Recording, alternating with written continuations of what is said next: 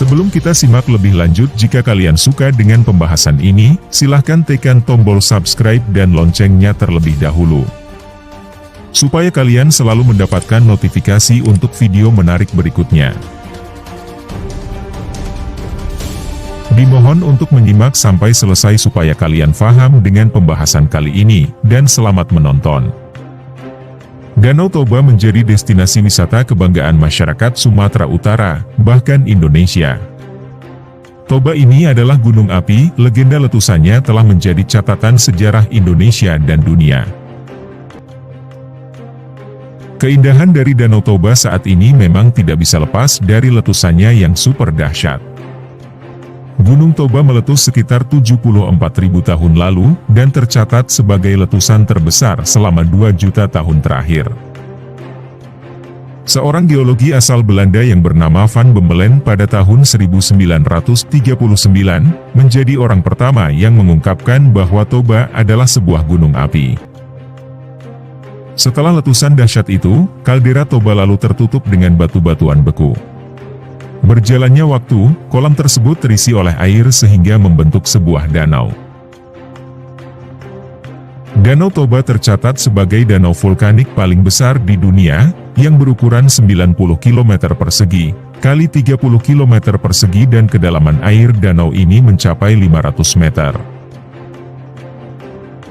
Dan memiliki volume air mencapai sekitar 240 km persegi, dan membuat kedalaman Danau Toba sebagai sumber mata air tawar terbesar di dunia.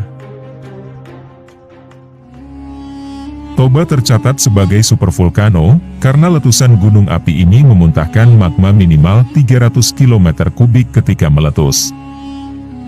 Ketika itu, tidak kurang dari 2.800 km kubik material vulkanik, yang dimuntahkan oleh Toba sehingga membentuk sebuah danau.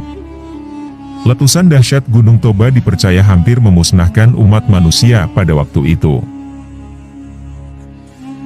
Bahkan hanya sedikit orang yang dikabarkan selamat dari supervolcano ini.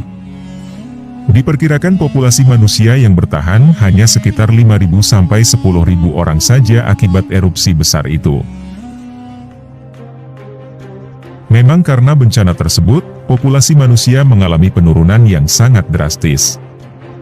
Letusan dahsyat tersebut menyebabkan guncangan hebat di berbagai belahan dunia. Setelah terjadi supervolcano ini, bumi mengalami perubahan iklim ekstrim. Karena memuntahkan sekitar 2.800 km kubik abu, membuat atmosfer bumi tertutup hingga 6 tahun lamanya. Setelah kejadian itu mengakibatkan suhu udara dunia menjadi dingin. Saksi letusan dahsyat Gunung Toba bisa terlihat dari debu vulkanik, yang ditemukan di beberapa titik di penjuru dunia, bahkan sampai ke kutub utara. Bukan hanya debu, batu-batuan purba ini juga ditemukan berserakan mulai dari Samudra Hindia hingga India Tengah. Terjadinya letusan dahsyat Gunung Toba pada 74.000 tahun lalu, diyakini telah menghentikan migrasi manusia dari Afrika menuju Asia. Hal ini disampaikan oleh ahli genetika Universitas of Oxford, Stephen Oppenheimer. Dipaparkan dari buku seri Ekspedisi Cincin Api. Toba mengubah dunia, pendapat Oppenheimer ini berdasarkan penelitian mitokondria orang Papua yang merupakan Homo sapiens tertua, yang tiba di Asia dan Australia. Oppenheimer mengungkapkan Homo sapiens yang merupakan nenek moyang manusia modern keluar dari Afrika sekitar 71.000 tahun lalu. Hal ini berarti 3.000 tahun setelah letusan Gunung Toba. Beberapa yang lain bahkan baru keluar dari Afrika pada 60.000 tahun yang lalu. Padahal diyakini sekitar 120.000 tahun lalu, Homo sapiens telah keluar dari Afrika. Walau begitu tidak mudah memastikan teori dari Oppenheimer. Pemetaan genetik manusia Asia yang juga menyingkap migrasi mereka, oleh 99 ilmuwan dari Konsorsium Pan-Asia Single Nucleotide Polymorphism, belum dapat untuk menjawab misteri itu. Profesor Sangkot Marzuki, yang termasuk anggota konsorsium belum bisa membenarkan teori letusan Gunung Toba memengaruhi jalur migrasi manusia. Walau begitu, dia menyatakan belum meneliti secara spesifik kaitan genetik dengan Toba. Walau begitu, para ahli telah sepakat tentang kemunculan Homo sapiens dari Afrika sekitar 150.000 hingga 200.000 tahun lalu. Kemudian mereka melakukan migrasi sekitar 120.000 tahun lalu yang terkenal dengan teori Out of Africa. Ketika peneliti mencari jejak manusia purba di Nusantara, terdapat periode krisis, yaitu minimnya penemuan situs manusia pada periode 70.000 hingga 50.000 tahun lalu. Pada masa itu, Kepulauan Nusantara seperti daerah yang kosong karena tidak adanya penemuan artefak. Situs peradaban manusia modern Nusantara baru ditemukan mulai 45.000 tahun lalu di Gua Tabuhan, Pacitan, Jawa Timur.